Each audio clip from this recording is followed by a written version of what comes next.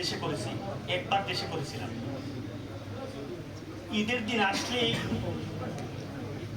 আপনারা কি বলতে পারেন আমরা সবচেয়ে বেশি কেন কষ্ট হয় ঈদ কাটাই প্রবাসীরা?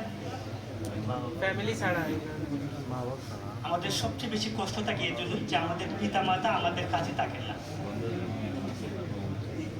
আমাদের পিতামাতা অনেকেই হারিয়ে গেছেন, অনেকেই দেশে আছেন, তাদের ছাড়া আমরা যখন ঈদ করি তখনই আমাদের খুব বেশি কষ্ট হয়।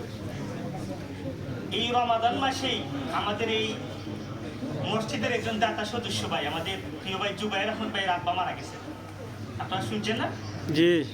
ওই ভাইয়ের আব্বা যখন মারা গেছে তখন ওই ভাইয়ের আব্বা মারা গেছেন, কিন্তু আমার মধ্যে আরো যে সকল ভাইরা আমরা ছিলাম আমাদের মধ্যে একটা অনুভূতি আসছে, আমাদের পিতাও থেকে এরকম একবার মারা গেছে।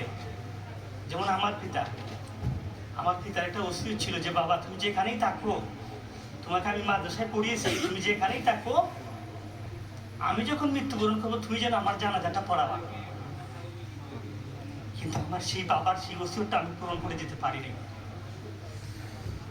প্রতি ঈদ যখনই আসে,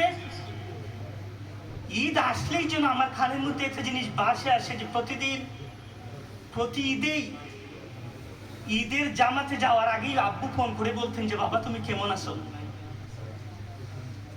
আমাদের সিলেটি ভাষায় অনেক সময় বলে যে ফুদ তুমি কেমন আছো। এই যে আওয়াজটা, এই আওয়াজটা যেন আমাকে মৃত্যু পর্যন্ত কাঁদাবে।